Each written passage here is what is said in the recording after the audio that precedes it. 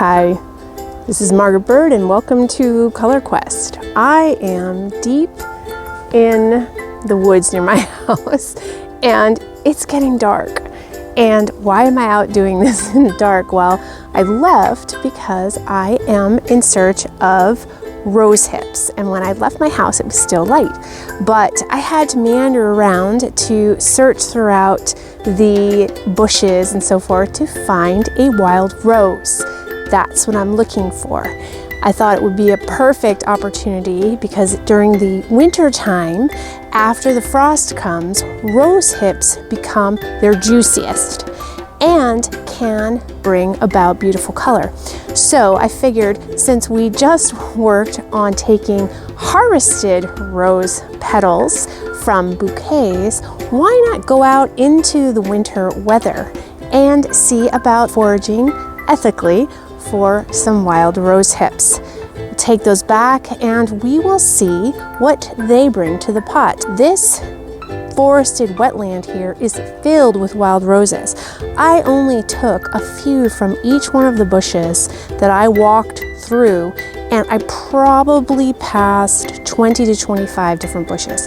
So I didn't collect very much, just enough to make a small pot so I could see what colors it brought, and I am excited. So let's try to make our way back through the brush and home before it gets too dark, and back into the kitchen at Color Quest.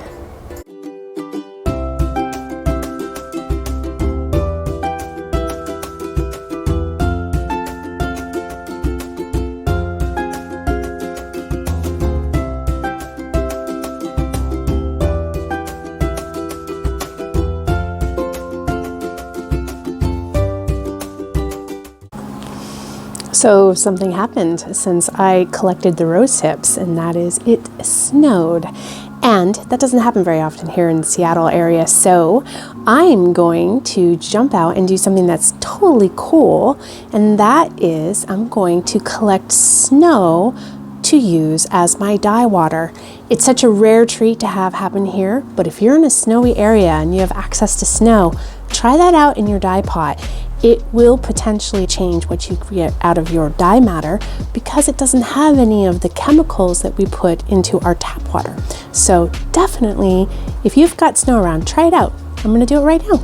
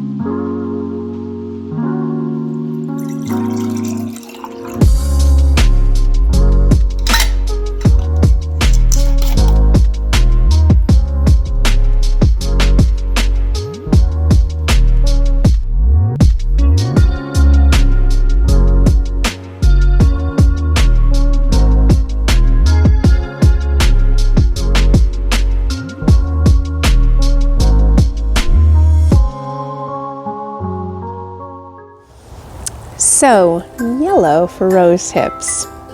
It's pretty cool when you get something different than maybe you expect in terms of a color. Thought it might be pink or even red, but nope, rose hips brings us yellow in the dye pot. I hiked back out to the area where I collected the rose hips, and there's still a few left on the bushes around. So I could do another collection and make up another pot. It's just another great way to utilize different parts of the same plant. So add that to your rose list.